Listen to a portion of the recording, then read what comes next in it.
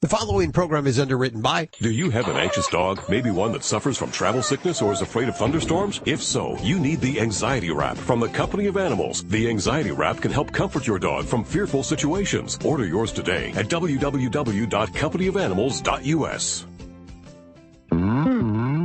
Celebrating the connection with our pets. This is Animal Radio, featuring your dream team, veterinarian Dr. Debbie White and groomer Joey Villani. And here are your hosts, Hal Abrams and Judy Francis. And welcome, my friend. Here's the number, toll-free, 1-866-405-8405. That's to reach out to Dr. Debbie or to dog father Joey Villani. Of course, you can also ask your questions directly from the Animal Radio app for iPhone and Android. It's a free download, thanks to those folks over at Drs. Foster's and Smith. I see Dr. Marty Becker is going to be on the show today talking about laser therapy. I'm not quite sure how that applies. What is laser therapy, Doc?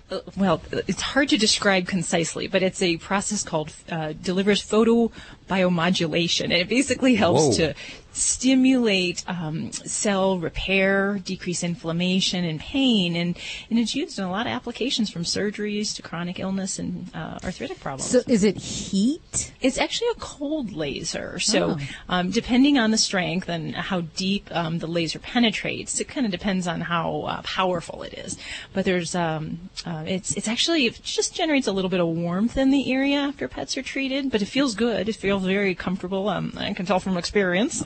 Well, do you use it on yourself or? And not officially, no. No, not officially. Of course not.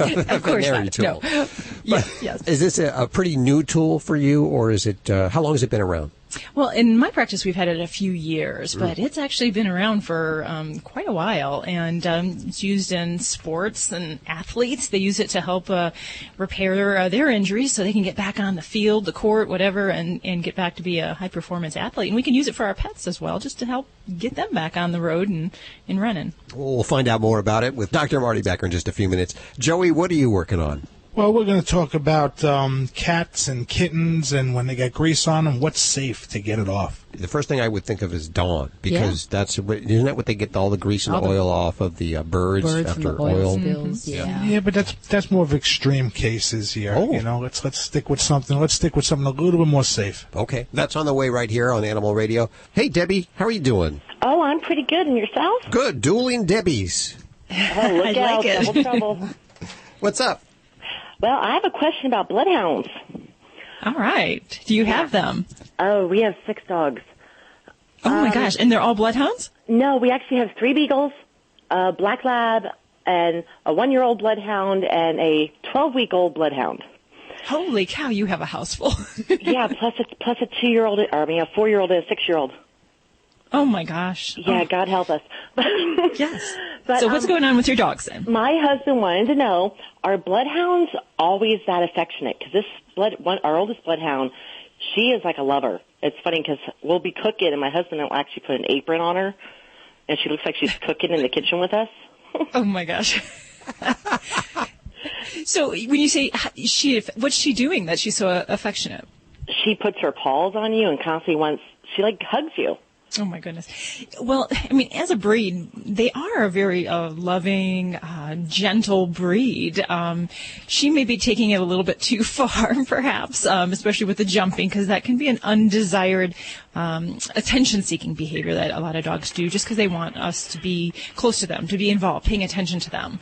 But in general, yeah, I do find that a lot of our bloodhounds are, in addition to that wonderful baying that they do, now, our there are other big also known because the 12-week-old bloodhound we have, we actually got her from a breeder in Ohio. And I guess her eyelids are brushing her eyes. Ooh, yeah. They can have some real problems with that, where they can have their eyelids surgery rolling. on Tuesday for it. Okay. Are they just doing an eye tacking? I believe so. Okay. So we're talking about entropion, which is where the eyelids roll in and actually the hairs will scratch against the cornea surface, causing injury and ulcers. So in a very young pup, just under, just a couple of months of age, often we'll just do a tacking, which is just kind of a quick suturing technique where we just kind of pull the lid and just suture it to the skin lower so that it kind of rolls away from the eye. And this hopefully will give us some time as she grows into her skin folds so that once that kind of expands and her her face grows, we won't hopefully have the same problem. But some dogs do go on later to end up needing more permanent solution of permanent surgery.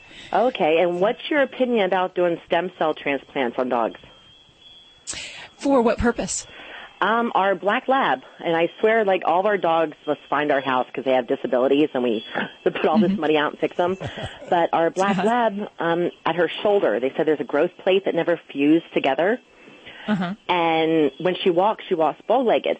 Well, she had surgery, and they rounded out those bones at her shoulder, but they said now she has arthritis really bad, and she is on desiccated fish oil, but they were talking about doing stem cell.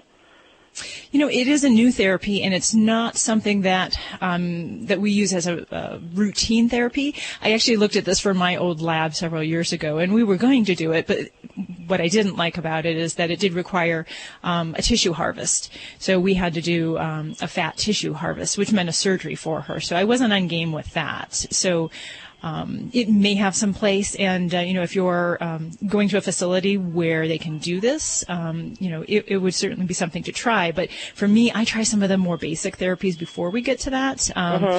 Laser therapy can be a wonderful thing for all sorts of different arthritic joint type disorders, and I use that just about every day in my practice for pets, not just post-injury, but also those with chronic arthritis or chronic orthopedic injuries. Yeah, because she did go through the water therapy, and like she's on desiccated fish oil, but they said if they do the stem cell, that's something she might need done over and over again, and they wanted like $1,500 just for one time to do it.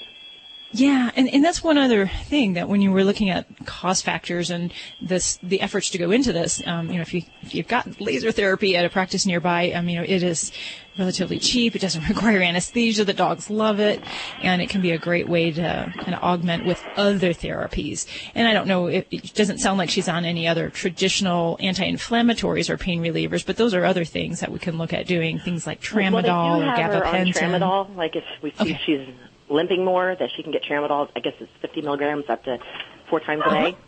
Yeah. And so that's her out a lot.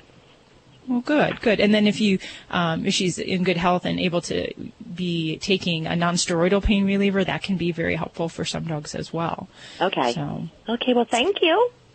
Okay. Good luck with that crew. My goodness, you got your hands full. That's why I'm a stay-at-home mom and with the dogs and the kids, but I wouldn't change it for the world. Well, thank you so much for calling today, Debbie. The number is 1-866-405-8405. You can also ask your questions directly from the Animal Radio app for iPhone and Android. It's a free download thanks to those folks over at Doctors Foster and Smith. We go to Rick. Hey, Rick. What's up? Got a Maine Coon, a Maine Coon cat that... Maine Coon. Excuse me? Maine Coon?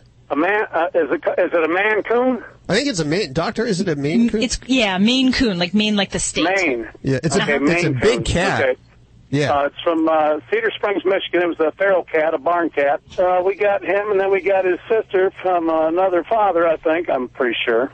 And but he's a big cat, and she's just a small little beautiful little cat. They're both beautiful cats, but had them both declawed. And they both had their shots and everything, and. But he's going on 2 years old, and he loves to bite. And when he bites, he leaves a mark. I mean, he leaves pain.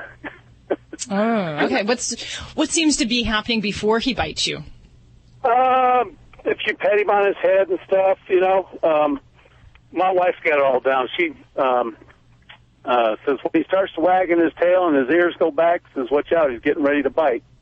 Mm-hmm. Oh, that's true. That's absolutely. I think he's just playing because one day on the porch, by the way, these cats, they live like kings. They've got a door that I installed in the double hung window that she won't tell me how much she paid for it.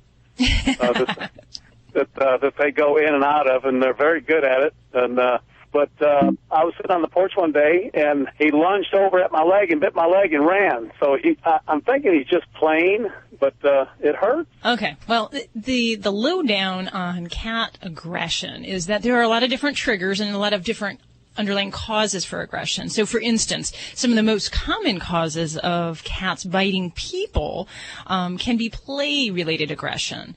So they're actually playing with you, and then it just goes too far and they bite you. There's also what we call petting intolerance. So you're petting your cat, thinking everything's going great, and they become overstimulated, and then they lash out and bite you. There's other things. There's fear. There's some status-related kind of dominance stuff, redirected aggression. So something kind of startles them or upsets them, and you're the closest thing. So the challenge is to find out in the particular kitty situation what might be the problem. What's the trigger, if you will? So if it's something, and I'm going to simplify things quite a bit here. If it's just something as simple as you're petting this cat and then he bites you, then that for me is shame on you, because for cats, there is a fine line. Cats aren't dogs. They don't like to be petted for long periods of time. They become overstimulated. So when your wife says, all these things are physically happening, the tail is swishing back and forth, the ears are going back, the eyes are squinting, is looking side to side, that is your signal that you need to stop. He bit our house, our cleaning lady here a few weeks. Oh my goodness, this is getting serious. So ago, and I think once again he was just playing, and there was a time when I drank a bottle of red wine and he and I got into it. Oh, okay. Oh my goodness. So Rick, I'm going to tell you the things that you can do to help out the situation are going to be definitely to anticipate what triggers these problems. And you may need to keep a log, keep a track of it in a little notebook. What situations are happening? What happened to the maid before this happened? Or is it always when you're like walking down the hallway and he wants attention? And then we have to address those situations. So if a cat is attacking you just hit one of the triggers right there. He'll attack you when you're walking down the hallway. He lunged at my wife one time and left a bruise on her leg. Yeah, and you know what? They're very similar in dogs in that they'll do negative behaviors for attention. So he wanted your attention. You probably screamed. You said, "Hey, stop that!" And he got what he wanted. So the trick is for a cat that does that kind of thing, that kind of attacks when you're walking down the hallway, you have to be prepared for a diversion. So we can't discipline cats. And we are. I mean, my wife will bust his ass just as I will. Pardon my language. Swat him on the butt. And.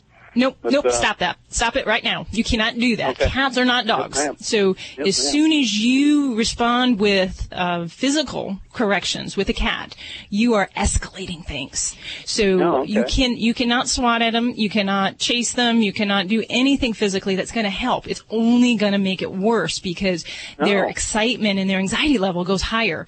So the strategy that you need to do when you have a cat that is prone to attacking you down the hallway, coming after you, you have to have a redirection. Now, some cats we can do clicker training with, so that if you want to get their attention, you can actually train them to the little clickers and use that as like a food-based reward. So you train them to the clicker at other times, and then you give them a toy or a treat or something like that. And then with time, you repeat that behavior. And you can look at this online. There's some great videos online. It's really quite interesting. You train them to the clicker, and that becomes something that you can kind of collect their attention. So if you see that kitty's kind of stalking you down the hallway, you got the clicker, and a lot of them will just kind of click right out of it. And they're like, "Oh, I get a treat." Or the other tricks you can do are actually to have a cat toy or have a food item on your person, and if you're in those situations, use that as a distraction or diversion. I do not recommend using water squirt guns to squirt your cats in the face if they're aggressive and doing these type of things. That too will escalate the situation. So, and there are some cats. I will admit that we have a lot of problems with this, and I do use my pheromones, the scent hormones, to kind of help make a happy cat household. 1-866-405-8405. It's toll free to the Dream Team here at Animal Radio. Before we move on, I must tell you, this portion of Animal Radio is underwritten by World's Best Cat Litter. I got really tired of wasting my money on giant boxes of litters that wouldn't last, like the clay stuff, the dusty clay stuff last about a week or so. Then Judy turned me on to World's Best Cat Litter.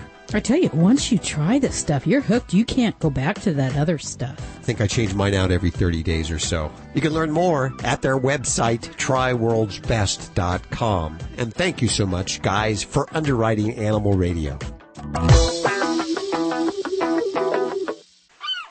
I am the family dog, and it's that time of year again. The one where pet parents start looking for Fido-friendly hotels and destinations where Fido is welcome. Make no bones about it. Pets are part of the family, and we like to sniff out new places too, and we hate to be turned away, especially when we're on our best behavior. So we won't be left out in the cold. Be sure to pick up a copy of Fido Friendly Magazine to find the best hotels and destinations where Fido is always welcome. Go online to FidoFriendly.com and subscribe today. Do you have an anxious dog? Maybe one that suffers from travel sickness or is afraid of thunderstorms? If so, you need the Anxiety Wrap from the Company of Animals. The Anxiety Wrap can help comfort your dog from fear of thunderstorms, fireworks, separation anxiety, nervousness, and much, much more. The Anxiety Wrap maintains a gentle pressure on acupressure points in your dog's neck, chest, shoulders, belly, and in the rear legs, thanks to its patented leg straps. Order yours today at www.companyofanimals.us. You know Canine Caviar for their great human-grade ingredients in your dog's food. We now continue that tradition and excellent pet nutrition with 7 single-serving cat food trays. We love our cats and dogs, and that's why we're featuring all human-grade tuna, salmon, and chicken proteins with other hand-chosen ingredients to promote proper nutrition. They're in environmentally friendly, recyclable, BPA-free plastic trays. Look for canine and feline caviar products at your local pet supply store or online. For more information, call 800-392-7898. You've helped make Lumber Liquidators North America's largest specialty retailer of hardwood flooring. To say thanks, we've made unbelievable price cuts on top quality floors at our customer appreciation sale. It's your chance to get pre-finished hardwood for just 99 cents. And Strand Bamboo, our most durable bamboo, from an incredible $149. Plus deals on 400 beautiful floors, including quality laminate from 49 cents. And 24-month special financing. You trust our value, we value your trust. So get to the customer appreciation sale today. Visit lumberliquidators.com to find a store near you. Hey, this is Paula Poundstone. Wait, I forget where I am. Animal Radio. Animal Radio. I love that. All right. Hey, this is Paula Poundstone on Animal Radio. Spay and neuter your pets or we're going to be eaten alive. This is Animal Radio, baby. Hi, Bob. How are you doing? Oh, not too bad. What's on your mind? My dog, 2 years old, lab mix. Around her tail she's been chewing on it, scratching and all that. She's got it raw with the hair missing. And you said she's losing hair. Is that at like her rump area right in front of the tail? Not really just on the tail, but where the tail joins her body. Okay, in that vicinity. And is the rest of her fur okay? Any other patterns? No, that's the only bare spot she has. How old is she? She's 2. Well, you're just getting into the fun quieting down years for Labradors. Oh, she's a lot of fun, yeah. Well, I just laugh because I have 2 Labradors and one's perpetually a 2-year-old. So, but with her having that itchiness, does it seem better, worse at any time of the year, or has it been kind of an ongoing issue? It just started like maybe 2 weeks ago. In that area on the kind of the rump right in front of the tail, that's a prime area for fleas and for flea dermatitis. So I would definitely want to make sure that we're addressing really vigilant flea control, because even one little bite from those critters can send a dog with a flea allergy into the itchies for weeks. So that would be one of the first things I'd want to make sure that we're doing a good flea program with. And you can kind of lift up the hair, and if you kind of push the hair backwards, sometimes you can actually see evidence of fleas, and that may be what we call flea dirt, where you see looks like pepper almost under the hair coat. For the itch. I haven't seen a flea on her at all. Yeah, and it can be hard. I mean, these little guys the fleas are pretty tiny, so you might not see them, but look for that flea dirt. If you see that and you don't see any critters, it means they're still there. Now, outside of fleas, there's a lot of other things we could be looking at, and Labradors are a dog that we see a lot of problems with allergies and skin-related problems of all sorts. So anything from yeast infection in Labradors is very common, but allergies where they're just having almost like a hypersensitivity, where they're scratching, they're itching. For mild itching for allergies, I'm a fan of using, antihistamines. And you'd want to, talk to your veterinarian about the right dosage and so forth. But that would be something like doggy Benadryl. And then ultimately, we might even look at her diet. It's a little less common to have just an all-of-a-sudden problem with a food allergy. But for some dogs, and Labradors are a breed, we can see food allergies where it's things that they eat that actually cause their skin to itch. And it seems kind of crazy, but that is the case in dogs. So sometimes I'll put them on a hypoallergenic diet to help try to manage that itch. But the big thing right now is if she's uncomfortable, and she's having a hard time, I'd want to stop that itch, check for fleas, get her on some anti-itch medication, and then probably even some medicated shampoo. But the real big thing is we have to get a look at what's going on in that area. So I would see your veterinarian so they can sample that area and kind of get their eyeballs on it directly so we know which way we want to direct this. Because there's a lot of things we can do to help itching in dogs. Would this dino bite do any good? You know, I'm not a particular fan of Dinovite.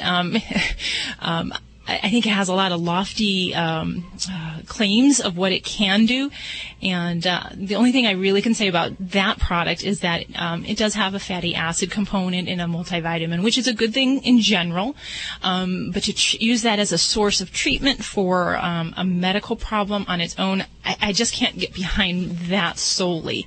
I think if she's bothered so much with this area, we really need to examine the area kind of directly, and that's going to be the most effective way that we can manage her itch. I don't think a product like that's going to hurt, but I don't think that we should look to that to be our source of the cure for your pet's problem. Now, her food is I pretty much give her that moist and tender. Oh, the semi-moist stuff? Yes. Would that cause any problems? Not that food would directly cause a problem that would result in this, but some dogs, just like people, can be allergic to certain foodstuffs. Some animals can have a reaction or a skin reaction with certain things. So like a person who might have a strawberry allergy, that particular food creates a change in their body. And for dogs, they can be allergic to things like corn, wheat, chicken, rice, you name it. So it's not really the brand of the food, I would say, is the culprit, but maybe some particular ingredients that don't settle well with her. I would say we might be able to switch that a little bit, but I'm not going to blame your food. You're listening to Animal Radio. Call the Dream Team now at 1-866-405-8405. You're listening to Animal Radio. Find us at animalradio.com. Log on, learn more. This is an Animal Radio News Update, brought to you by Doctors Foster and Smith Pet Pharmacy, with prescription medications and over-the-counter products like Advantix flea and tick medication delivered right to your door. Learn more at fosterandsmith.com. I'm Tammy Trujillo. The new dog flu virus continues to make its way throughout the Midwest, and it's made more than 1,000 dogs sick. It's a strain of flu that experts say likely came from Asia, and since dogs here in the U.S. have never been exposed to it before, they have no immunity to it. The symptoms are very similar to the ones we get with the flu: coughing, nasal discharge, fever, and a loss of appetite. It's thought to be spread through nose-to-nose contact with other dogs, so dog guardians are warned to keep dogs on a leash and avoid dog parks if they're really crowded, especially if your dog is very young or very old and may have a compromised immune system. Humans can't catch the dog flu. There is a vaccine for the previous strain, H3N8, but not for this new one called H3N2. A few drug companies are working on one, but it could be as long as 6 months before it's available. A warning about Dynamic Pet Products Real Ham Bone for dogs. A man in Salem, Oregon, Rodney Canute, says the product killed his dog, Teddy. He says he and his wife bought the ham bone at Walmart and that Teddy loved it and was having a great time gnawing and chewing on it. They took it away from him, though, when they saw part of the bone. Now, Teddy started throwing up a while later, and veterinarians found 3 big clumps of sharp shards of that bone in his intestinal tract. Dynamic Pet Products offered to pay for Teddy's cremation and vet bills, but Canute is still considering legal action. The Better Business Bureau says Dynamic Pet Products Real Ham Bone for Dogs is suspected of killing or hurting 9 dogs nationwide over the last 6 months, but it's still available at Walmart stores and on its website. The FDA says all bones are too dangerous for dogs. Both Dynamic Pet Products and Walmart say they are concerned about what's happening with the product and that they're investigating. Well, it seems like no matter how careful you are, pets can get into just about anything. A 5-year-old Doberman named Mocha made it to the hospital just in time after she managed to get a drawer open and eat 3 wristwatches with leather straps. Mocha's x-rays show a bunch of watch gears, springs, and other tiny parts inside her stomach. Now, luckily, only a few pieces had started traveling through her digestive system, so vets were able to do an endoscopic procedure to get most of them out. The vet says a few pieces will have to come out on their own, but they're still small enough that they shouldn't cause any troubles, Mocha, well, she should be just fine. I'm Tammy Trujillo. Get more breaking animal news anytime at animalradio.com. This has been an Animal Radio News Update brought to you by Drs. Foster and Smith Pet Pharmacy. With everyday low prices on products like Quellin and Rimadyl delivered right to your door with a 100% satisfaction guarantee. Learn more at fosterandsmith.com. Doctors Foster and Smith Pet Supplies have a Vet VIPPS accredited online pharmacy covering all your pet's needs, from heartworm medications and anti-inflammatories like Rimadyl to non-prescription items like Canine Epidemics, flea and tick preventive. Doctors Foster and Smith has your pet covered. We'll even contact your vet for you, all with a 100% satisfaction guarantee. Low prices every day with free shipping on orders over $49. Shop online at fosterandsmith.com because your pet's health and happiness come first. Animal Radio's Hero People is underwritten by Zuterin, the only FDA-approved non-surgical method for sterilization of male dogs. Zuterin offers an alternative to neutering male dogs, thus helping reduce the pet overpopulation problem. One injection provides a safe, permanent, and virtually painless alternative to surgical castration. Zuterin, a permanent and cost-effective alternative to neutering male dogs. Learn more at www.zuterin.com. That's ZEUTERIN.com. Animal Radio's Hero People is underwritten by Zuterin, a non-surgical alternative to dog castration. One injection provides a safe, permanent, and virtually painless alternative to surgical castration. Learn more at www.zuterin.com. That's ZEUTERIN.com. You're listening to Animal Radio. If you missed any part of today's show, visit us at animalradio.com or download the Animal Radio app for iPhone and Android.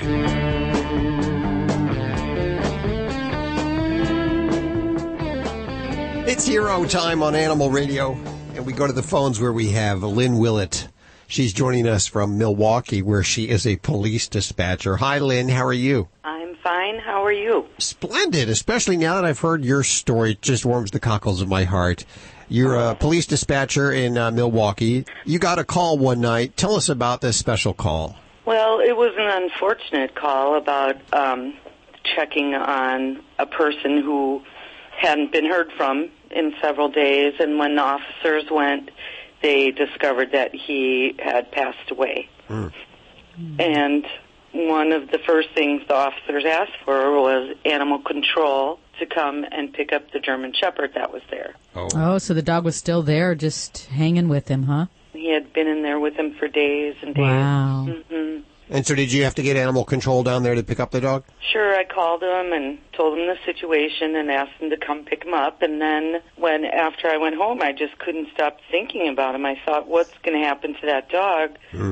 That man loved that dog. Uh-huh. And I kind of knew that there probably wasn't a lot of family because we had received several requests to check on the same person in the past, and the calls generally came from his pretty elderly mother. So I contacted her to find out if there was anyone that would be able to take the dog out of the pound, and she was so distraught about the dog, she was worried and said, where is he, and is he okay? And she was just so upset about where he was. And I told her where he was, and I asked if there was anyone else that could take him, and she said no. And I said, well, I'll go and, find out what happens from here. And when I went to the pound, they pretty much said if there isn't any family to take him, after about 7 days, he gets put on the list for euthanasia. And I felt so bad. I thought, just because his owner had passed away doesn't really necessarily mean he should die. And I knew that he was a purebred German Shepherd, so I thought, well, a German Shepherd rescue group wouldn't let him just go. I'll contact some rescue groups. What's his name, by the way? I hate referring to him as just him. I'm sorry, Sergeant Roscoe. Sergeant Roscoe. Sergeant Roscoe. Although I think, after he was 10 at the time, and I think he felt a little bit bad about still being just a sergeant. So when he did end up coming home, I promoted him to major. Oh, good for you. So you were unable to find a German Shepard rescue or shelter that would take him? He was 10, and he also had health problems. He was on quite a bit of medication, and they were telling me we need to take dogs that we can adopt out again. We're not sanctuaries. And then, but when I had called the mother back, Bob's mother, to let her know that I was going to be working on it, she said, well, you're bringing him to the funeral, aren't you? And I said, what? and she said, well, he has to be there. He was Bob's best friend. He must. Wow. And I said, well, I'll see what I can do. And I called the pound, and they said, well, you can't just pick him up and take him to the funeral and bring him back. It's not like a library.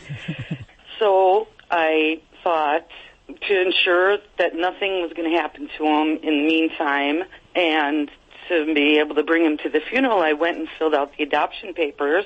Yourself. But I thought I would still work on trying to find some rescues, because I had lost a dog not too long before that, and I didn't really feel ready for a dog. I just didn't want Sergeant Roscoe to die. Sure. So I filled out the papers and went to pick him up, and I had never met him before, and I was in a room, and they brought him in, and I was so nervous. I felt like I was going on a first date. I thought, what if he doesn't like me? But he just walked right in and looked me right in the face. And he knew. I was like, he knew what he was there for, because he pretty much just went up to the front of the room and laid down by the head of the coffin. Oh, wow. And was there the whole time. And I was just, when I got home, and then I had met Bob's mother, and she is just adorably sweet. She's just this tiny little, very sweet woman. And when I brought Roscoe home after the funeral, I was looking at him like, what is all over you? And I looked, and he had red lipstick marks all over his head from where Virginia had kept kissing him. Well, didn't she want to take the dog at one point? She said she would take the dog, but she lived in a retirement home, and she's about 4 feet tall, maybe, and he's a 110-pound German Shepherd. And I thought, there's no way they're going to allow him in your retirement home. Yeah. So then I kept working on trying to call rescues, and after a couple days I realized that there really probably wasn't going to be a place that would take him. So I just looked at him, and he had been so good for me those first couple days. Such a sweet dog, such a good boy. And I thought, well, for as long as you have left, you can just retire to my backyard. Oh, I got goosebumps. That what a is wonderful just story. Amazing. That dog was so lucky to have you. How long did Sergeant Roscoe live, or Major Roscoe live? Thanks. He died on March 5th, so I had him for about 2.5 years. Well, Lynn, thank you so much for sharing that story with me today. That's just a chance encounter, and look really what happened. is. Look what you did for his life, for him. He did a lot for me, too. Who was the hero there? The dog might have been the hero. It was a win-win situation for both of them. I'll tell you that right now. Yeah. You're listening to Animal Radio. Call the Dream Team now at 1-866-405-8405. Hey, John, how are you doing today? Hey, I'm good. Thanks for taking the call. What's going on? Just a quick question. I have a 10-year-old dog. She's got a little growth a couple of weeks back that looks like a little sty or a wart or something on her left lower eyelid, but it doesn't interfere with her blinking or anything like that. I'm just wondering if that's something I need to check out. Yeah. Now, what kind of doggy? I'm sorry? She's a mutt from the pound, and I'm told she's coyote mix. Okay. And is the lump, is it on the inside of the eye, on the outside? What area coming in from the nose to the side? On the outside. Okay. The good majority of little masses along a dog's eyelid, they tend to be benign growths. And of those, they most commonly are a type called a meibomian gland tumor. So that's by far the biggest cause of these type of things. So those type of things, not to say they can't cause a problem, and sometimes they can actually get pretty big. They'll kind of even get a cauliflower-like growth off of them, and they can rub on the eye. So some of these really can cause ulcers in the eye or discomfort. So The treatment of those, first I'd say, get a look at it. If you'd hold up the mic, I can, try to get a picture of things. But getting a vet's eye on it is a big thing, because sometimes there are types of lumps and bumps that get us a little bit more excited. If they're pigmented, kind of a black color, sometimes that gets us a little bit more concerned, because we can get melanoma, a more serious tumor that occurs on the eyelid. And then some types can be a little bit more destructive to the area, like squamous cell carcinoma. People are aware of that because of the sun-related issues. So that for dogs too can occur on the eyelids. So that's my argument. Would they zap it off and test Sometimes. it, or what would they? Yeah, so when we have an eyelid tumor, pretty much we have to remove those type of things with a pet under anesthesia. And I get that question all the time. Can you do it with my pet awake? No, not going to happen. Not many dogs will sit for that.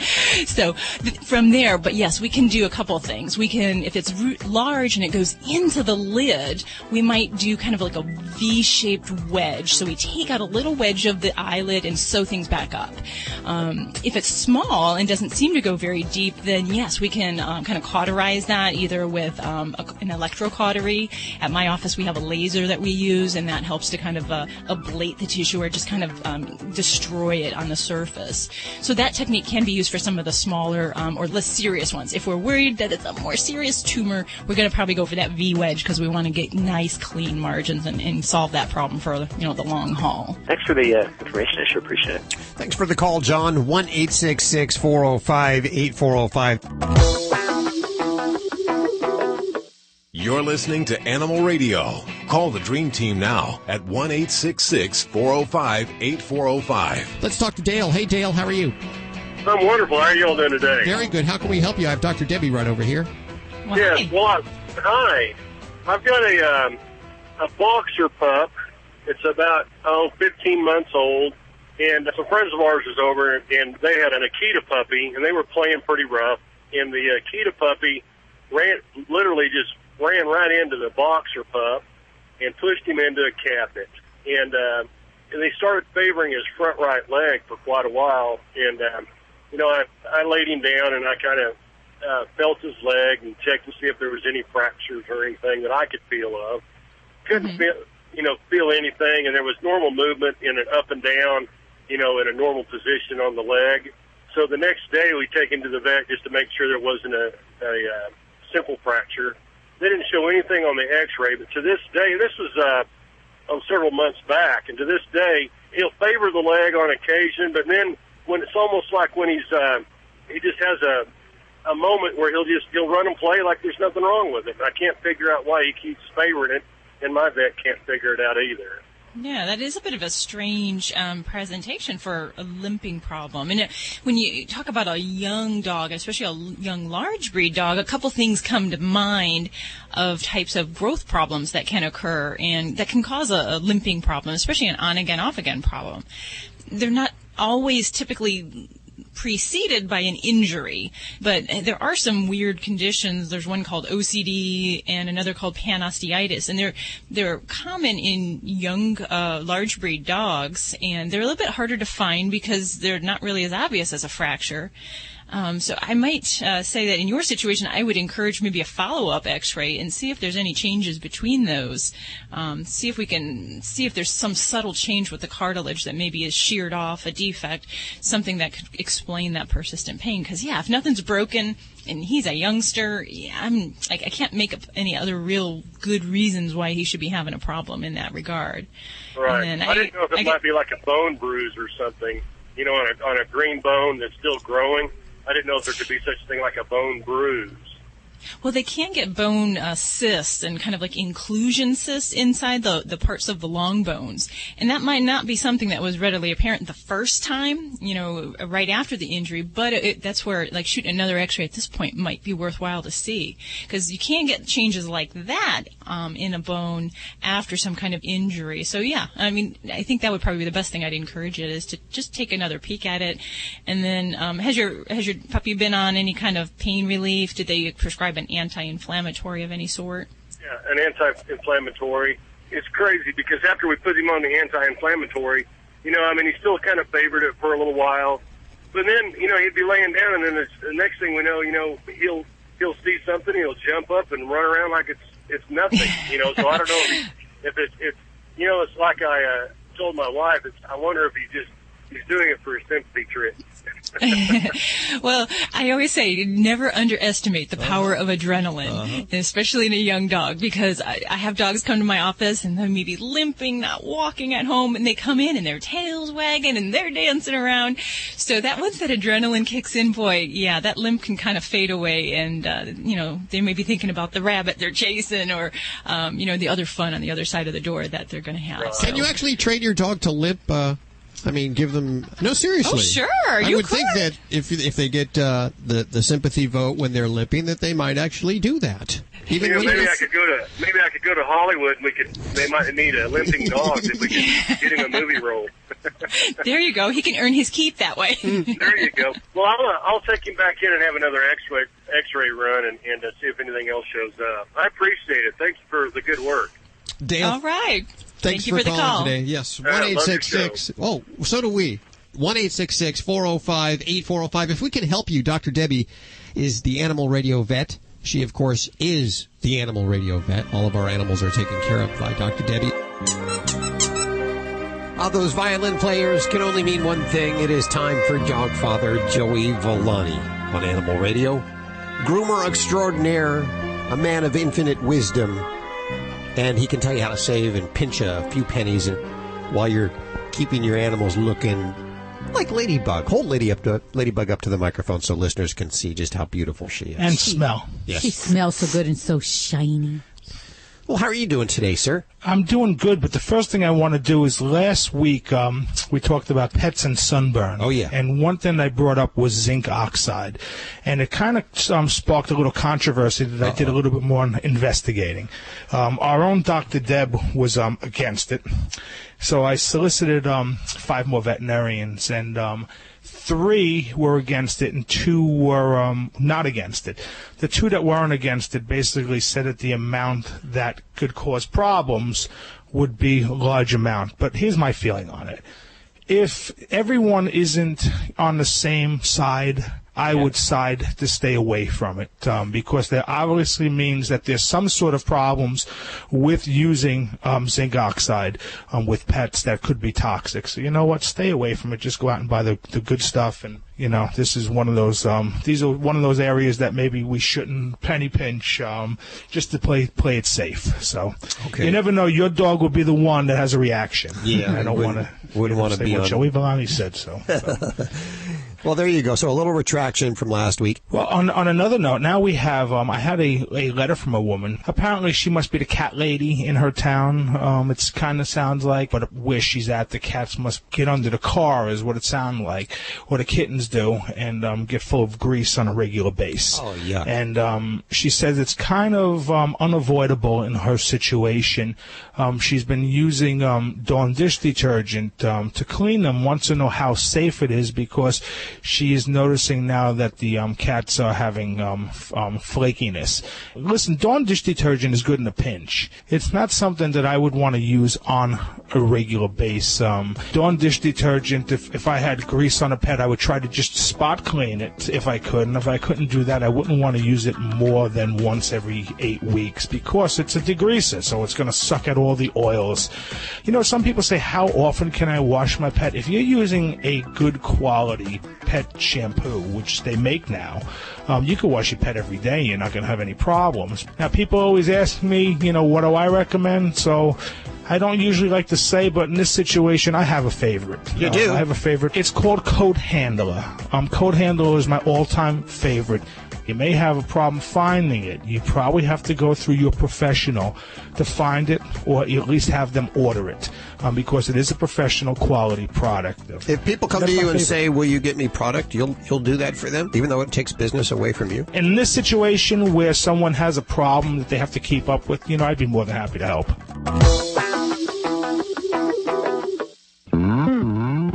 Celebrating the connection with our pets. This is Animal Radio, featuring your dream team, veterinarian Dr. Debbie White and groomer Joey Villani. And here are your hosts, Hal Abrams and Judy Francis. Well, today, Joey Villani has a retraction. Is that correct? You're retracting something you said last week. Yes, I am. After talking to Dr. Deb and a few other veterinarians, zinc oxide is not what you thought safe. it was. We talked to 5 vets, and basically they all said it's not the greatest thing. 2 of them said in a pinch, but 3 vets said definitely not to use for sun protection. And you know what? Until we're all on the same page here, I would stay away from it and not use it, because the last thing you want is your pet to be poisoned by a product when you're trying to keep them safe. So let's keep them safe. That's what I like about this show, is that, if we find something different, we're very transparent. If we do the research and we find different results, we'll tell you just like that. Dr. Marty Becker is with us this hour. I believe we're going to be talking about laser therapy. Is that correct, Doc? Yeah, when I practice now, I have one in my pocket. It looks like a taser. A laser? You carry one of these lasers in your pocket? Yeah. If you saw me on the street, you'd probably think, have second thoughts if you were going to attack me, because it looks about the same size. But if I gave it to you, it'd probably make you go to sleep. Wow, I really pictured one of these things like a big X-ray machine or something like that. But apparently, this thing's about the size of an iPhone 6 Plus. Okay, laser therapy on the way with Dr. Marty Becker. Let's go to your calls toll free, 1-866-405-8405. We go to line 4. We have Tim on the phones. Hey, Tim, how are you doing? Good. How are y'all? Good. Where are you calling from today? I'm calling from Weeki-Wachee, Florida. Weeki-Wachee, Florida. Where is that? Well, they're well known for their mermaids. The mermaids? It's just north of Tampa on the Nature Coast. You know what? We're about 45, 50 miles or so north of Tampa. I want to come visit. Sounds like fun. All you have to say is mermaids. Come on down. We have a tale of a time. A tale of a time. Wow. Okay. Well, now what's going on with your animals? All right. I've got this dog. He's a year old, and his mama was 100% boxer, and then she got tagged by some neighborhood dog. We're not sure. The people we got him off of, a friend of mine that actually a friend of my son's that he plays football with. So he's a decent looking dog. He's got a good demeanor to him, as far as he's nice. He's real laid back. Well, he's not really actually laid back. That's a misquote. He is not as hyper as you would think he would be as a full-blooded, full-on boxer, 100%. But he's got that, he's got that activity to him. He loves to run and play with the other 3-year-old dog that we have. But man, I mean, he's got this ism about him that he loves to dig trenches. I want to think he's back with Snoopy and back in World War I and going up against the Red Baron, except instead of flying his doghouse, all right, he's on the ground. He's a trench dog, he's a trench dog. So he digs these trenches, I swear. And this dog's small. I mean, he's, like I said, he's 1 year old. So he's only, he's only about probably about 18, 20, 22 inches tall, and I think he's about done with the length of growing and, height and stuff. He's kind of long, he's pretty long, a little bit longer than he is tall. But okay, so I cannot break him of digging holes. So I don't know, is there some kind of magic solution? I wave a wand and he's not, digging anymore, or do I have to wait? Oh, if it was only that easy. But before we get into the how-tos, I want to ask you, how does he spend his day? Is he inside, outside? Does he do both? That'll help you out. No, he's an outside dog. My wife, and she's allergic to dogs as far as the dandruff and all that stuff. So no, they're outside dogs. They are, because we live in a rural area, and we have 2.5 acres for them to just have just a field day on and dig as many holes as they want. Of course, I don't want it, but anyways, no, we have a lot of problems. We have, like I said, 2.5 acres, and it's down here in Florida, it's sand, so he's not digging through. I think maybe we need to move to Idaho or somewhere, Montana, where we get some granite, so he's not digging so well, All right. Well, let's get to it here, Tim, because the reality is that when we talk about digging and excessive digging behaviors in dogs, the first thing we realize is that it is completely normal. dog behavior to dig holes. It is part of what they do. It's part of what they enjoy. A lot of dogs just get enjoyment from it. So when we are trying to curb this behavior, we may not ever be able to stop it, but we're trying to find the appropriate situation where he can dig and dissuade him from digging in those inappropriate situations. And I'll be honest, in a dog that has free rein outside in that kind of area, it is going to be very difficult to stop this behavior, because the core ways that we deal with this are we're going to basically want to give an appropriate site for this digging and deter him from digging in those other areas, as well as giving supervision so it does not occur. So if he's outside and kind of doing his own thing in this area, it's going to be very hard to provide that supervision that we need to correct the behavior as it's happening. So the ways that we can try, so if there is a way to keep his environment, typically I would tell people to keep the dog indoors where you can supervise, and I understand if the allergies make that hard, but whether we provide a dog run, something where we do have a concrete or a different surface where digging behaviors cannot happen when he's in that area, and then teaching him basically to an appropriate digging site. And this is going to be something like, providing like a small doggy pool, or a sandbox with a substrate like dirt or sand, where we can encourage him to dig, and we reward that behavior. So that might be something like, putting a rawhide bone or a dog toy and burying it in that area. And then once he finds it, by digging it out, you praise him, reward him. Oh, good boy. And then you give him snacks, you give him treats. So you teach him that this is the place where this is going to happen, and then we're going to try to deter him from those other areas by keeping him confined. You can try putting down deterrents. You can put like chicken wire down below the ground. Some people will put either slate rock or some form of flat concrete rocks along the areas where that might be occurring. But it's going to be very hard on 2 acres to provide enough deterrence in that whole realm. The other thing we combine all this with is providing more outlets for activity. So getting him out, going jogging, going running, playing retrieving games, things to get the energy level out. Because a lot of times, let's face it, digging is a way how dogs pass the time. And when they're bored, it's something fun to do. So if we try to burn that energy candle down a little bit, that'll help to take some of that drive that might go into the digging behavior. Instead of us, giving him the TV remote for entertainment, we have to, do other things, take him out jogging and stuff. Yeah. That's going to be good, because he's, what the other irritating, it's frustrating. It's not to say irritating, but it's frustrating for me, because I have, trained several other dogs in their lives, throughout my lifetime. And this one here, he's one of the smarter ones that I've had. And so that makes it frustrating, because it's like, dude, you're smarter than this. I've talked to you and told you and trained you and tried to deter you from this, and yet you keep on doing it. So I think if we jump up the energy level a little bit, like you said, take the TV remote away from him and take him out and jog a little bit. Yeah. No, I think that's a good idea. I think I'm seriously getting him, and working with him on the leash and training and, social environments and stuff, maybe take him to the beach or something like that as well. Absolutely. You got it, Tim. And you sound invigorated, too. Yeah, I am. And he does, too. And maybe I'll take him up and see the mermaids or something. I'll take him up there and show him the mermaid park. Hey, I want to come there and see the mermaids. You come down. All right, holler at me. You come down. We'll schedule a time. We'll all three go. That sounds good. Thank you so much for calling, Tim. I appreciate it. And hopefully that helps a little bit. Toll free, 1-866-405-8405 to reach out to our dream team. This portion of Animal Radio brought to you by Stella and Chewy's. We thank you guys for underwriting Animal Radio. There's a food that knows how important it is to provide for educational programming like this. That's just the top of the iceberg right there. They just make a great food. Stella and Chewy's.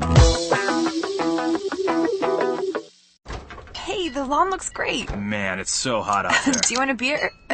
Is that a twisted tea you're drinking? Oh, it might be. So you like twisted tea. Come on, tastes like real iced tea, doesn't it? It does taste like real iced tea. Goes down smooth. And twisted tea is refreshing. And it has that little kick. I was wondering where all my twisted teas had been going. Okay, I might have taken one. Oh, right. Or a few. You just can't resist the refreshing taste of twisted tea. Real iced tea taste with a kick. Twisted Tea Brewing Company, Cincinnati, Ohio. Drink responsibly. Canine Cat Caviar for their great human-grade ingredients in your dog's food. We now continue that tradition in excellent pet nutrition with 7 single-serving cat food trays. We love our cats and dogs, and that's why we're featuring all human-grade tuna, salmon, and chicken proteins with other hand-chosen ingredients to promote proper nutrition. They're in environmentally friendly, recyclable, BPA-free plastic trays. Look for canine and feline caviar products at your local pet supply store or online. For more information, call 800-392-7898. When the leading antihistamine and Nasacort go nose-to-nose, Nasacort wins, stopping more of the chemical responses that can cause your nasal allergy symptoms.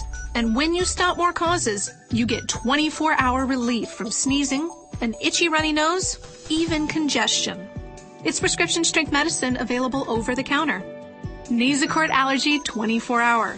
Stops more of what makes you miserable. Use as directed. You've helped make Lumber Liquidators North America's largest specialty retailer of hardwood flooring. To say thanks, we've made unbelievable price cuts on top quality floors at our customer appreciation sale. It's your chance to get pre-finished hardwood for just 99 cents and hand-scraped acacia hardwood for $2.99. That's half of what you'd pay at other stores. Plus deals on 400 beautiful floors, including quality laminate from 49 cents and 24-month special financing. You trust our value, we value your trust. So get to the customer appreciation sale today. Visit lumberliquidators.com to find a store near you. Hey, this is Josh DeMille on Animal Radio. Please adopt a pet. You're listening to Animal Radio. Call the Dream Team now at 1-866-405-8405.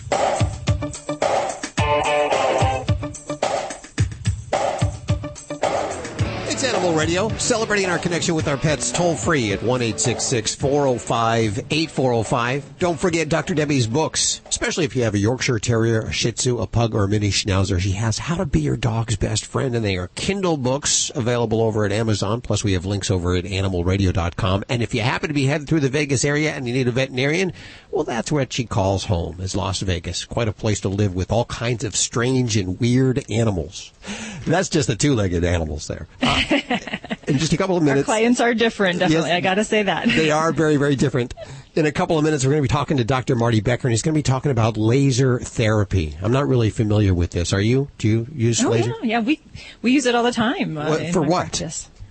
Well, we use it for sometimes just after routine surgeries, just to help speed healing, decrease inflammation, wounds, infections, bite wounds, dogs with arthritis, spinal problems. Wow. So there's a lot of applications. I did not know that. Let's go to Carla. Hi, Carla. How are you? I'm doing well. How are you? Good. Where are you calling from today? From San Luis Obispo, California. Oh, just right down the street, probably listening on KVEC. How can we help you? So I have a 5-year-old Jack Russell, Ace, and I don't even know where to start. He has a few training abilities, but I don't know. He just what abilities? I mean, he's trained a little bit. Okay. So he responds to a few treat-related commands. But as far as some of it, like whenever we have a guest over, I mean, he just does the jumping thing where he just can't stop it. And I don't really know where to begin to get him, trained. Okay, when he's jumping on people, what's his general, actions? What's his demeanor? Is he wanting attention? Is he aggressive? Oh no, he's happy. Yeah, he's wants attention, and he's really excited. And do you have other dogs, or is it just him?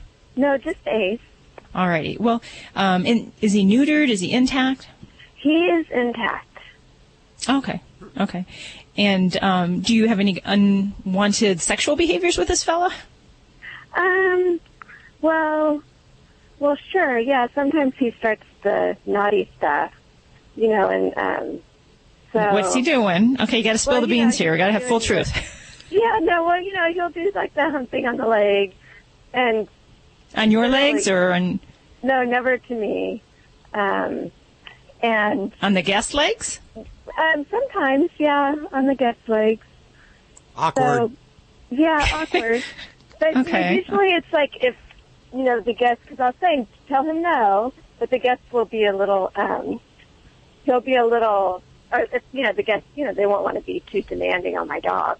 And so, but he's pretty good in listening to my directions. Okay.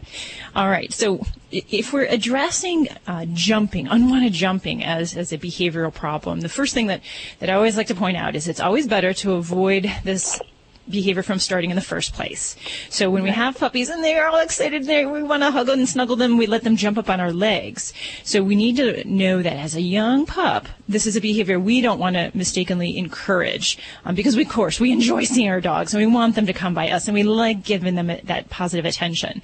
But if we don't reward jumping behaviors with love and affection in the first place, then it helps to not perpetuate that behavior. And that's a lot of times where it starts off, where, we just enjoy our dogs and we want to cuddle with them and we don't know that we're actually making this a problem. And when people come into the home, we can't expect them to discipline our dogs. That's not their job. So it comes back to kind of core one of doggy obedience and just kind of following good leadership skills in the home. So when we have jumping, it's more than, we used to say, you would knee him in the chest or yell at him and push him away. There are all these different techniques to try to get a dog to stop jumping. And we find now that kind of approach is less useful, and it actually can be counterproductive. And sometimes it'll get the dog more anxious, and they don't respond to that because it's like a little kid that's, acting up and mom yells at them and they get that attention that they wanted. Ooh, now I'm getting, some kind of attention. I could care less if mom's yelling at me. I'm just, yay, I'm getting attention. And that's how they respond to those negative corrections. So we try to steer away from the no's, the offs, the downs, yelling like that, and really looking for what you want to teach your dog in that situation when he's doing that embarrassing jumping up kind of behavior. What do you want him to do? Do you want him to sit? Do you want him to have a pillow place? What do you want your dog to do in that situation? Well, I don't think anyone minds that they just come up, say hi, sniffle, and then they go away to their, Okay. And that's going to be very hard for your dog to understand because you're having trouble conveying that. So in general, what we want to do is we want to teach our dogs something to do in place of that jumping behavior. And it has to be something that's, it's very clear. You can't say you can come up to the person, but you can sniff him, but not jump because he doesn't understand that delineation right now. So what generally we'll ask you to do is to teach your dog to go to a place, have a pillow near the door. And this will be useful also for dogs that tend to go running to the front door when the doorbell goes off. So you give them a place and you reward them to go to that place. And it may be as simple as sitting on a pillow or doing a down on a pillow. And then you reward that behavior when nobody's in the house, you don't have any visitors, and you really work on positive reinforcement for him going to that place. And then you kind of work on that when we have a little bit more excitement or maybe a visitor coming to the door. And use this in conjunction with having like a long line on him, like basically a long training leash. And many folks with dogs that have problem jumping find some help from the gentle leader style harness, the head halter type thing. Okay. And that can be very useful to help control the dog's head movements without having them jumping up, and it just gives them kind of a natural correction on the pressure points in their muzzle and on their head. So you use that, and then you can kind of control that unwanted behavior, reward him when he does what he when you want him to, when he does what you want him to on the pillow, and then you really work on that. He responds well to reward. Good, so good. And he'll run to the grass and he'll go potty, and then if I just say biscuit, he'll come right back to me, and he'll sit. And so we've got rewards down. So then let's say I come home from work and he's really excited. He's been alone all day, and we keep him in, a place where he can go inside and outside. It's a little room, but he can go outside. And so when he comes and jumps on me, you're saying I should have a place like a little pillow, and just say, okay, sit there, and then eventually. Right. And when you come home, a lot of times dogs get very amped up. They're very anxious. You don't need to perpetuate that, and you don't need to kind of encourage him to get worked up, because that's going to invite him to jump up on you. So what you want to do when you come home is when you greet your dog, before you give him any attention, he gets into a sit. You tell him to get into a sit or a down position, and then you pet him. And that helps to just kind of teach him that mama's going to pay attention to me only when I'm in a calm position, and that you don't give him any attention, even negative, if he's jumping up on you. I deal with this with my Boo Bouvier sometimes, and sometimes she'll want to jump up. And, you know, when you have 80 pounds jumping at you, that can be a real impending problem. So a lot of times I'll just turn my body completely in a different direction from her. I'm not giving her any attention when she does that. And I just kind of avert the disaster, if you will. And then I ask her to get into a sit or a down, and then I reward her, and then she can come over and I'll pet her. So that's really taking control of the tone of your greeting and how you want to interact with your dog. And then when you have visitors over, you can ask them to help support your training methods, but you can't, you got to do the footwork first, and then you can bring them in on the game. You're listening to Animal Radio. Call the Dream Team now at 1-866-405-8405. Dogs or cats, horse or emu, animals are people too. In Cincinnati, a lucky 7-year-old girl won an 8-pound lobster in a local supermarket raffle. But the lobster was really the lucky one. Miranda Hutchins was determined to win Bubba the lobster so she could set him free. Easier said than done. After winning, Miranda's family called and emailed zoos and aquariums, but none of them wanted Bubba. Finally, Mike Britson from the Columbus Zoo contacted a diver in Maine who agreed to find Bubba a home in the Atlantic. Miranda's family spent $280 to send Bubba to Maine in a foam container. Bubba should be safe from the dinner plate in Maine waters, where lobsters his size are illegal to catch and keep. I'm Britt Savage for Animal Radio. Animals are people too. Animal Radio. You're listening to Animal Radio. Find us at animalradio.com. Log on, learn more. This is an Animal Radio News Update, brought to you by Doctors Foster and Smith Pet Pharmacy, with prescription medications and over-the-counter products like Advantix flea and tick medication delivered right to your door. Learn more at fosterandsmith.com. I'm Tammy Trujillo. Well, anybody who has a dog knows they will pretty much chew on anything they can get a hold of. But this story underscores how careful we need to be around them. Luna, a 2-year-old golden retriever in Glenwood City, Wisconsin, somehow got a hold of pieces of gum containing xylitol. She suffered severe liver damage and had to be euthanized. Luna had found a pack of icebreaker lemon-flavored gum and chewed it open. Now, xylitol is found in all sorts of things, including sugar-free gum, sugar-free vitamins, toothpaste, dental floss, nasal sprays, and even in some baked goods.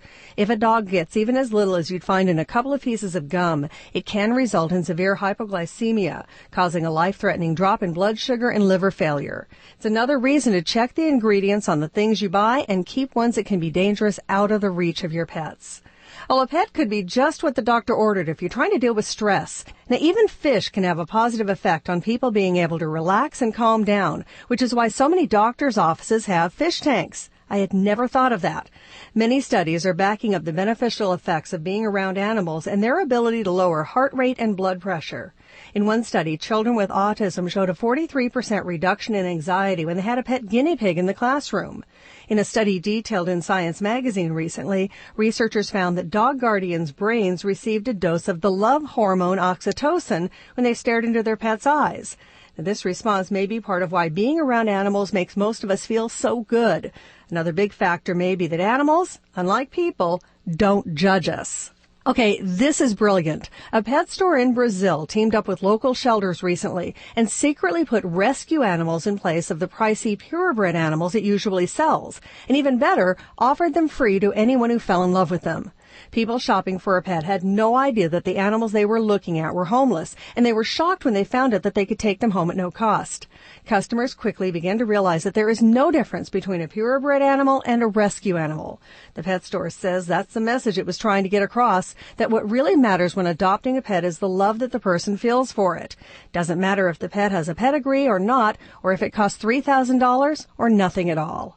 I'm Tammy Trujillo. Get more breaking animal news anytime at animalradio.com. This has been an Animal Radio News Update brought to you by Doctors Foster and Smith Pet Pharmacy, with everyday low prices on products like Quellin and Rimadyl delivered right to your door with a 100% satisfaction guarantee. Learn more at fosterandsmith.com. Doctors Foster and Smith Pet Supplies have a Vet VIPPS accredited online pharmacy covering all your pet's needs, from heartworm medications and anti-inflammatories like Rimadyl to non-prescription items like Canine Advantix Flea and Tick Preventive. Doctors Foster and Smith has your pet covered. We'll even contact your vet for you, all with a 100% satisfaction guarantee. Low prices every day with free shipping on orders over $49. Shop online at fosterandsmith.com because your pet's health and happiness come first. At Stella and Chewy's, they're dedicated to the simple proposition that pets should be healthy and happy. Their commitment to quality starts with their ingredients. Every Stella and Chewy's product is made with raw, naturally raised meat, poultry, or fish sourced from USDA-inspected facilities without added hormones or antibiotics. Unlike commercial pet food, which is one of the most highly processed products on the planet with much of its nutritional value cooked away, Stella and Chewy's dog and cat food is nutritious and delicious. Learn more at stellaandchewy's.com. You're listening to Animal Radio. Call the Dream Team now at 1-866-405-8405. We've just been informed that Animal Radio Veterinary Correspondent Dr. Marty Becker has just adopted a Chihuahua. And this is about the last thing that we could expect, because he's an outdoor kind of guy. He likes the big dogs. I can't picture him with a Chihuahua. But apparently it's making itself at home with you now? Well, you know what his nickname is Sid. Sid? As in Sid Vicious. Sid Vicious, I was going to say. Sid Vicious. He's Sid Vicious, man. He's a yipper snapper. He's 1.7 pounds and, oh my gosh. 1.7 pounds. Oh, you got to send purse is heavier than that. Yes. You got to send pictures. We want to see some pictures. Well, Dr. Deb will know. We don't see, I hadn't seen a case of distemper in 30 years. Oh, is this how you got to know? Yeah. Okay. Yeah, this is a distemper survivor. I don't think he's going to have any of the neurologic signs it doesn't look like, but there's an outbreak in northern Idaho. There's also an outbreak in the Seattle area, and just like measles, when what they call the herd immunity drops, then you start seeing the population at risk, and it just breaks my heart to know distemper. We recommended in the 5-way or 7-way vaccine, but because fewer and fewer people are getting it, you'll have these outbreaks. And a guy today asked me, he came with UPS, and he said, that's a dog that was in the paper. And I said, yeah. And he goes, is it as bad as parvo? And I said, oh, worse, way worse. And he's like, worse than parvo? And I had a parvo survivor. So how often do they need to get these shots over and over the distemper? Well, here's in general. It always depends now on. We used to give them like a trained monkey could give vaccines years ago. It was the same. Everybody got the same vaccine every year, and now it's based on the species, the breed, the current age, the lifestyle, and any emerging risks in the community. So for this little guy, he'll get a set of 3 shots, and then he'll last one about 16 weeks. And then usually what we do is we boost some about a year of age in about another year, and then about every 3 years thereafter.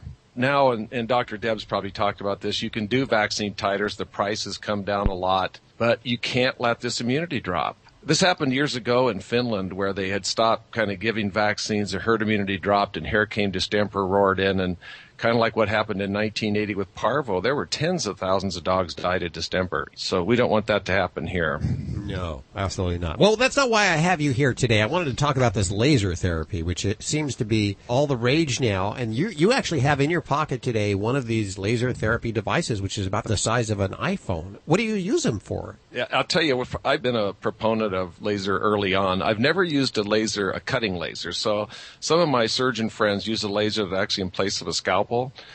So you can use a cutting laser. There's other lasers called a class 4 laser, and they're a hot laser, a warm laser. But these carts tend to be big. They tend to be something that's on wheels that has a kind of a large cord and head on it. And you use those you can use them for arthritis. You can use them for wounds that won't heal. You can use it post-surgically instead of getting that swelling on the stitches, the redness and the swelling. You can use it for edema, like after a dental procedure. This one been using lately is a class 2 laser. It's a cold laser, so you don't have to wear eye protection. Be careful with the eye protection with it. But here's the crazy thing. I was actually down in California this weekend, and I had a dog come in that was in a lot of pain it was a Shih Tzu cross that had been mauled by a pit bull, in a lot of pain. I just took this laser. It's called Erchonia, E-R-C-H-O-N-I-A. So I took the laser, and it's the only. They have a patent on projecting a laser in 2 parallel beams. So it looks like, depending on how close you have it to the source, it can be 2 inches long, those 2 parallel beams, or it can be 20 feet long.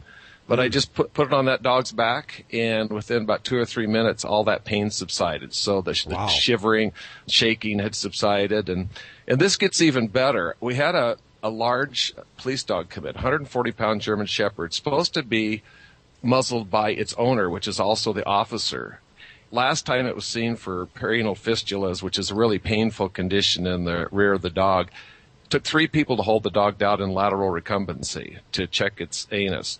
So this time I said, let's don't muzzle a dog. Let's give the dog a lot of treats. Let's do a fear-free visit. So had the pheromones, played the music, hit him with the laser, and we were able to do it with the officer just holding him in the head. I was giving him easy cheese, smoked cheddar, and bacon flavor, and a veterinarian and a technician on the back. But here's the thing Dr. Deb's going to love. We look back in the chart. This dog's been seen there for 3 years. Its resting heart rate was always in the 138 to 145 range. Its resting heart rate on Saturday using the laser was 84. Wow. So it's neat that you can use it to calm, to treat pain, to overstimulate the parasympathetic nervous system and cause this flood of endorphins. I had a cat, and I'll end with this story. There was a cat there, that 15-year-old cat, and it's normally the cats do 3 things. They fight, they take flight, or they freeze. And vets in the past have just loved cats that froze. You're like, why can't they all just freeze like this, not knowing that they're scared to death and think if they don't move, nobody will see them. But he normally would just fly around the room and then get in a hidden corner and twitch his tail, ready to protect himself.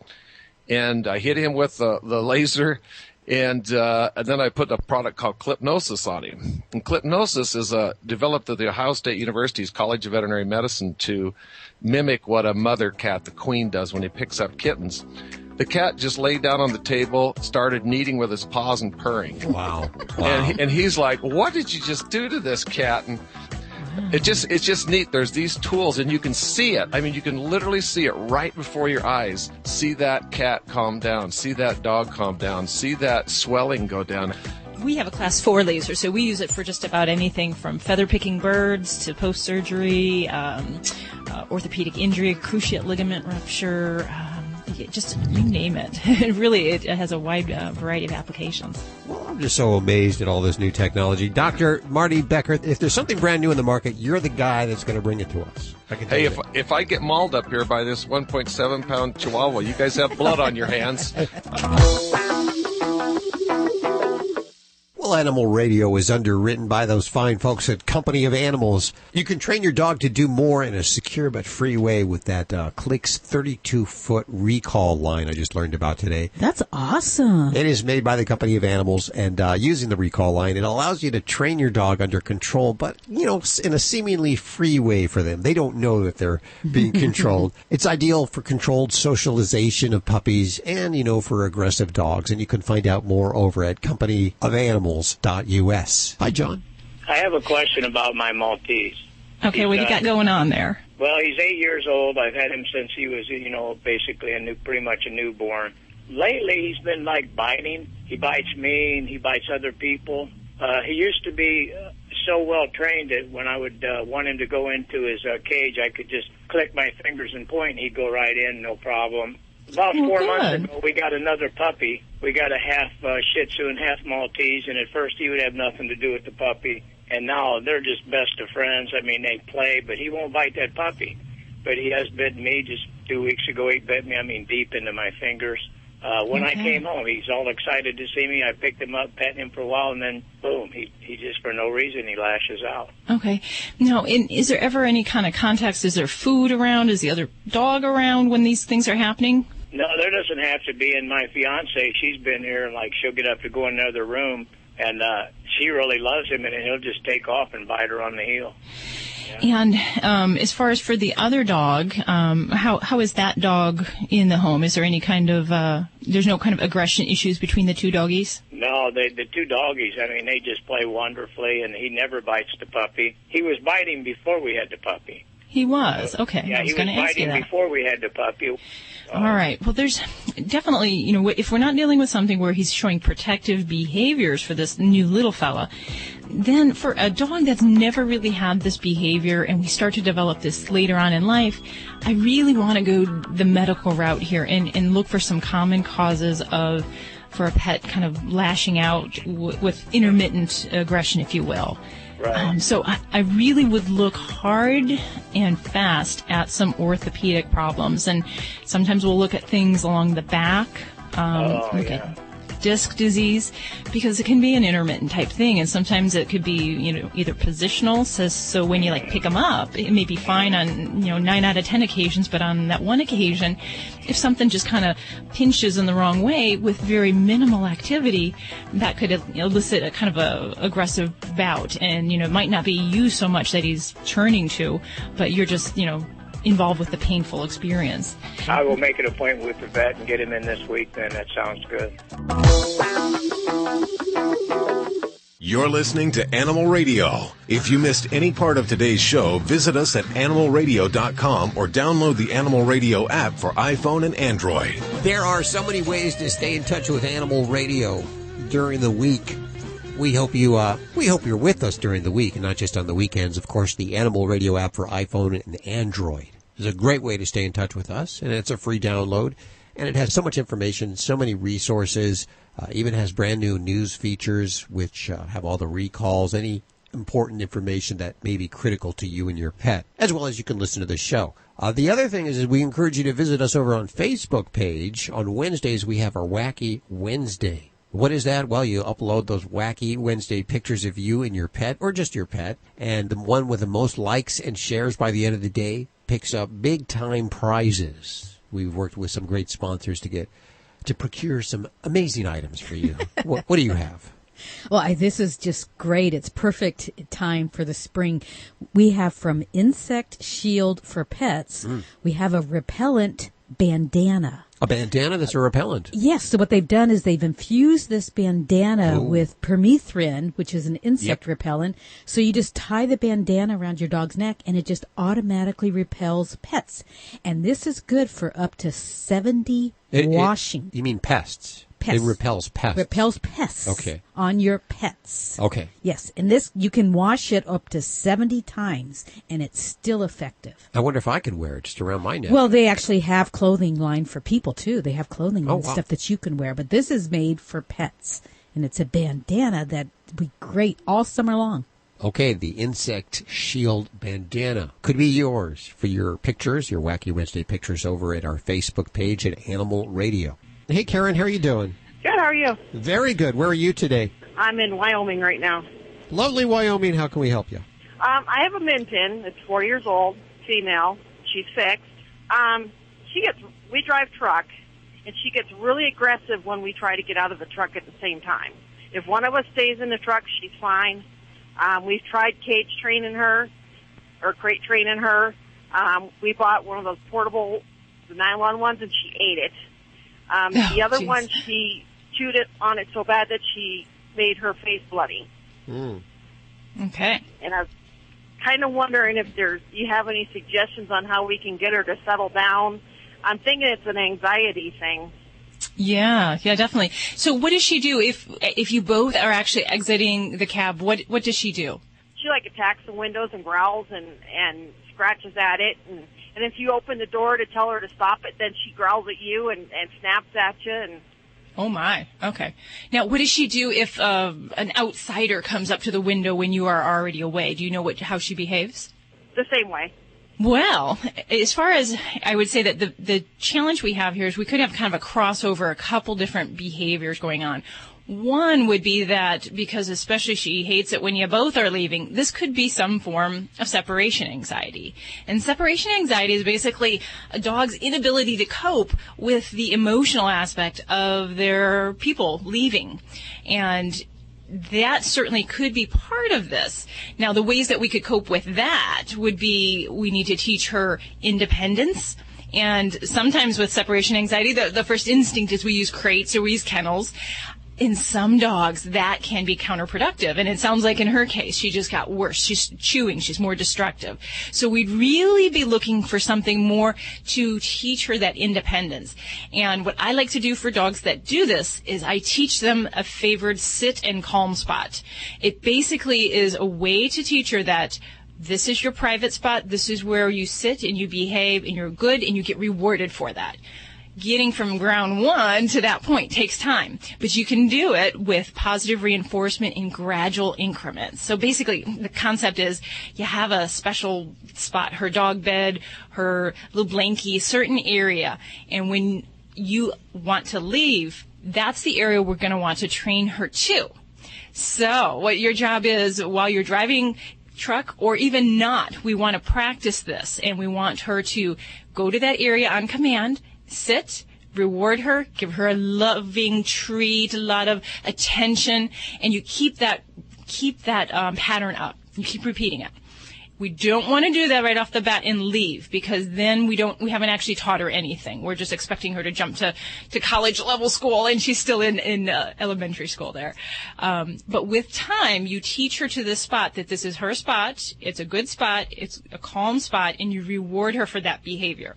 And then also when you come back, we have to remember we don't want to get her all excited. Dogs with separation anxiety have problems when we leave, but we can make it worse when we return if we say, oh, how are you doing? Oh, it's so good to see you. Because you're making them more anxious, and you're teaching them that pattern of anxiety when you come or go. So that would be some of the work that I'd have you start working towards right now, and it will take some time. The other thing would be in the aspect of her having possible aggression or protective behaviors for her cab. And that's certainly something that's going to be hard, because we can't control when people come by the cab or what have you. So you want to work on this basic behavior training to this calm spot, and then you can work and test that eventually with people walking near the cab. So it will be some work, and it's a little bit challenging. This kind of aspect of behavior medicine, when we have folks that drive truck, it's a little bit harder because your world is smaller and you don't have as much room to work with, say, as in a home environment. So that will be a bit of a challenge for you, and I will be honest with that, Karen. Yeah, because we've had her since she was 6 weeks old, and she's with us all the time. I mean, we can't leave her any place, because we've left her at my in-laws' house, and she actually climbed their fence and ran home. Yeah. And that is, it's a common problem that we love our dogs and we want them with us all the time. But in some dogs, that constant attention, they don't learn how to be an independent creature. And that's the one thing, if you have puppies out there right now, we want to teach a dog to be independent. So you want to teach them to have that private spot. Sit down, stay here, play with your toy, or preferably even kennel training, because it really can make them so much more adaptable as they get older, and hopefully to prevent these kind of problems like Karen's having here. So good luck with that, Karen. See how that goes along, and give your baby a pat on the head here from all of us at Animal Radio. Well, that's all we have time for today, except, I forgot this story here. I guess I can do it really fast. It's about Giggles. Giggles in Flint, Michigan. Giggles is a pig, and apparently he's running for mayor in Flint, Michigan. And his platform? Yeah, I know. His platform, he's encouraging residents to demand more, to question their choices. So I'll leave you with Giggles the pig there. It makes me giggle. Be sure to download the Animal Radio app for iPhone and Android and BlackBerry, and join us during the week. Anytime you can ask your questions directly from the app. We'll see you next week. Have a great one. Bye. Oink, oink. This is Animal Radio Network.